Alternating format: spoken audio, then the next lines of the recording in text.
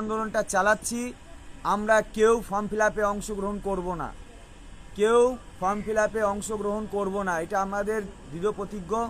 এবং আমাদের যারা শিক্ষক শিক্ষিকা আছি 15,403 জন শিক্ষক শিক্ষিকা যারা সম্পূর্ণরূপে নির্দোষ নিরপরাধ, তারা কেউ যাতে ফর্ম ফিল আপ না করে, আমরা আপনাদের মধ্যে দিয়ে তাদের কাছেও বার্তা পাঠাচ্ছি, আমরা আমাদের পক্ষ থেকেও সেই বার্তা দিয়ে তাদেরকে এই জিনিসটা ঘোষণা করছি। আর অনশন আন্দোলন চলবে যতক্ষণ না আমাদের দাবি পূরণ হয় এটা। আর 3 নম্বর হচ্ছে আমরা কোর্টেরও দ্বারস্থ হচ্ছি যাতে এই মানে অবৈজ্ঞানিক নিয়োগ যেটা করে দেওয়া হচ্ছে আমাদের উপরে, এবং জোর করে যে নিয়োগ করা হচ্ছে, যে গেজেট পাবলিশ হয়েছে সেই গেজেটও কিন্তু সুপ্রিম কোর্টের অর্ডারের পরিপন্থী এবং বিরুদ্ধে গিয়ে তৈরি হওয়ার গেজেট। তাই সেই গেজেটের আমরা ফর্ম ফিল আপ করবো না, আমরা পরীক্ষা দেব না, এইটা আমরা স্পষ্ট ঘোষণা করছি।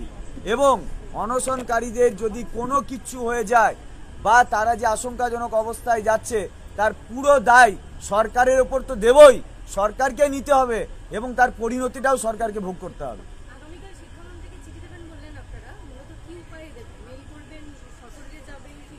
আমরা সশরীরেও যাব, আর যারা আসতে পারবে না একান্তইভাবে তারা মেল করবে, কিন্তু আমরা সশরীরে গিয়ে এখানে চিঠিও দেব এবং রিসিভও নেব। এবং আপনাদের মাধ্যমে জানাতে চাই যে আমরা বারবার পুলিশের কাছে গিয়েছি যেন এই যে আমাদের একটা সাময়িক অবস্থান যেটা হাইকোর্ট আমাদের নির্ধারণ করে দিয়েছেন তার পরিকাঠামোগত ত্রুটি অনেক আছে। আজকে সকালেই বৃষ্টির জলে এই জায়গাটা নষ্ট হয়ে যায় এবং তার আগে যা তপ্ত গরম, আমরা বারবার বলেছি এখানে ফ্যান লাগাতে হবে, আমরা সেই সদুত্তর এখনও পাইনি। তাই আমরা আপনাদের মাধ্যমে জানাতে চাই এই আমরণ অনশন যেটা আমরা শুরু করেছি আমরা এটা চালাবো। তাই এই অব্যবস্থার বিরুদ্ধে এসে যেন এখানে হাইকোর্টের রায় অনুযায়ী সুস্থ পরিবেশ তৈরি করে দেওয়া যায় তার ব্যবস্থা পুলিশকে করতে হবে।